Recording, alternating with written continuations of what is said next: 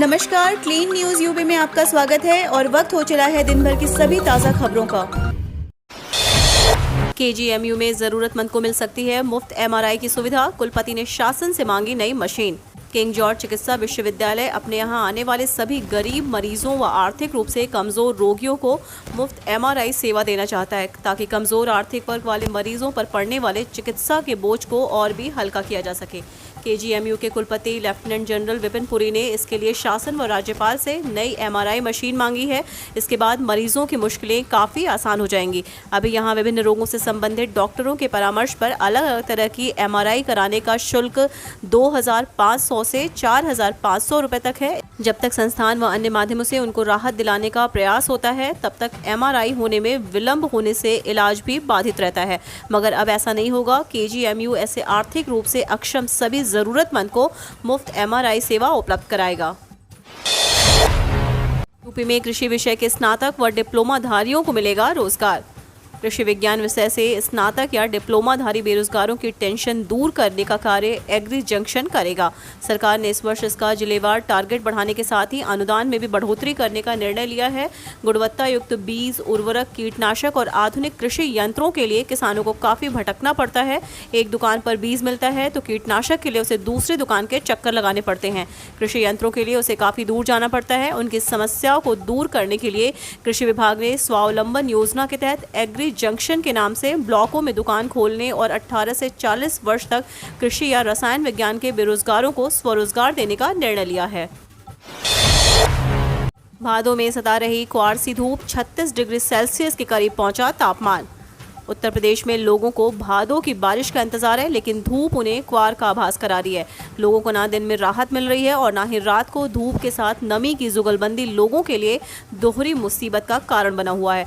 मौसम विभाग ने पूर्वानुमान जताया है कि अगले कई दिन इसी तरह रहेंगे। लोगों को राहत मिलने वाली नहीं है। सोमवार को आसमान पूरी तरह साफ रहेगा और तापमान 34 डिग्री सेल्सियस से अधिक रह सकता है। एक दिवसीय दौरे पर गोरखपुर आए मुख्यमंत्री योगी आदित्यनाथ ने गोरखनाथ मंदिर में अधिकारियों के साथ बैठक कर बाढ़ राहत कार्यों, जल भराव वाले क्षेत्रों की स्थिति एवं विकास परियोजनाओं की प्रगति की समीक्षा की। मुख्यमंत्री ने अधिकारियों को निर्देश दिया कि बाढ़ राहत कार्यों को और तेज किया जाए, अधिक से अधिक राहत सामग्री बाढ़ पीड़ितों तक पहुँचाई जाए। सरकारी मदद ज्यादातर कागजी और हवाई, बाढ़ में बेघर हुए लोगों का जीवन अति कष्टदायी, मायावती। उत्तर प्रदेश में लगातार हो रही बारिश के कारण यूपी के कई गांव बाढ़ की चपेट में आ गए हैं। इसी कड़ी में बहुजन समाज पार्टी की राष्ट्रीय अध्यक्ष मायावती ने एक बार फिर बीजेपी सरकार को कटघरे में खड़ा किया है। सोमवार को बसपा प्रमुख ने ट्वीट कर कहा, यूपी के खासकर पूर्वांचल में बाढ़ के कारण इस वर्ष फिर व्यापक तबाही व बर्बादी से लाखों परिवारों का जीवन अति बेहाल हो गया है। अपेक्षित सरकारी मदद ज्यादातर कागजी व हवाई होने से बेघर हुए लोगों का जीवन अति कष्टदायी बना हुआ है, जो बेहद दुखद है। सरकार तुरंत उचित कदम उठाए। बुद्ध की धरती से सीएम योगी ने दंगाइयों को चिताया, गरीब किसान का नुकसान किया तो 7 पुश्तें भरेंगी हर्जाना। मुख्यमंत्री योगी आदित्यनाथ ने भगवान बुद्ध की धरती कुशीनगर से दंगाइयों को कड़ा संदेश दिया। रविवार को जिले के दौरे पर पहुंचकर मुख्यमंत्री योगी ने कहा कि अगर किसी ने दंगा किया और गरीब व किसान को नुकसान पहुंचाया तो ऐसे दंगाइयों की 7 पुश्तों से हर्जाना वसूला जाएगा। कुशीनगर के कप्तानगंज में आयोजित विकास कार्यों के लोकार्पण और जनसंवाद कार्यक्रम में मुख्यमंत्री योगी आदित्यनाथ ने कहा कि सरकार बनने के बाद हमने कानून व्यवस्था दुरुस्त की है। पडरौना और कुशीनगर के डोल मेले में हर साल दंगा होता था, डोल का रास्ता बदल दिया जाता था, लेकिन हमारी सरकार बनने के बाद कोई दंगा नहीं हुआ है। प्रदेश से दंगाई गायब है। वे जानते हैं कि दंगा किया तो घर बार बिक जाएगा। इस विश्वविद्यालय में है प्रोफेसर और नॉन टीचिंग स्टाफ की वैकेंसी, तुरंत करें आवेदन। संपूर्णानंद संस्कृत विश्वविद्यालय ने टीचिंग और नॉन टीचिंग स्टाफ के पदों पर भर्ती निकाली है। विश्वविद्यालय की ओर से जारी नोटिफिकेशन के अनुसार कुल 90 वैकेंसी है।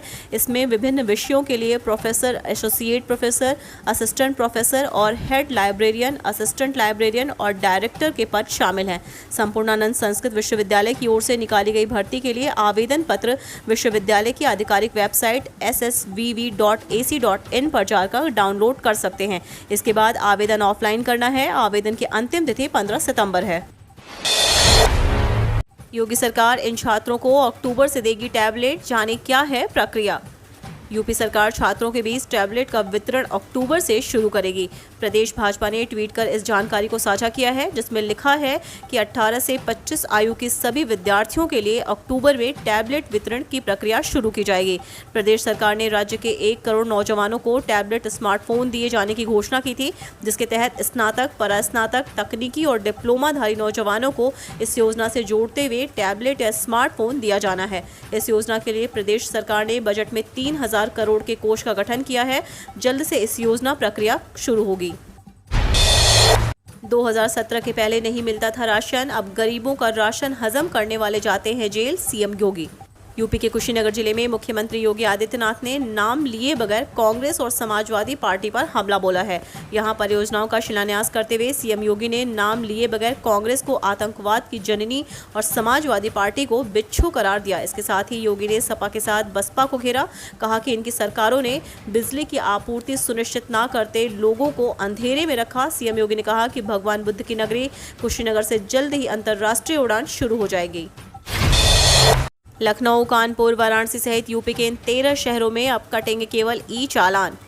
यूपी के 13 शहरों में अब नियम तोड़ने पर केवल ई चालान कटेंगे। केंद्रीय सड़क परिवहन राज्य मंत्रालय ने परिवहन विभाग और यातायात विभाग को इस संबंध में गाइडलाइंस भेज दिया है। 3 महीने के भीतर वाहन चालन व्यवस्था 100% डिजिटल कर दी जाएगी। मंत्रालय ने 10 लाख से अधिक आबादी वाले 13 शहरों में वाहन की भीड़ ज्यादा होने पर ऑनलाइन चालान काटने के निर्देश दिए हैं। इनमें लखनऊ, कानपुर, झांसी, फिरोजाबाद, गजरौला, गाजियाबाद, खुर्जा, मुरादाबाद, नोएडा, रायबरेली, वाराणसी, गोरखपुर, मेरठ शहर शामिल किए गए हैं। यूपी में जिन शहरों में सर्वाधिक ट्रैफिक नियम तोड़े जा रहे हैं उनमें लखनऊ भी शामिल है। यहाँ चालान का लक्ष्य भी प्रतिदिन 1000 है। हम रोज ऐसी ही न्यूज़ लाते रहेंगे। यदि आपने अभी तक क्लीन न्यूज़ यूपी को सब्सक्राइब नहीं किया है तो फटाफट सब्सक्राइब कर ले, साथ ही बेल आइकन को दबा दे ताकि कोई भी अपडेट मिस ना हो।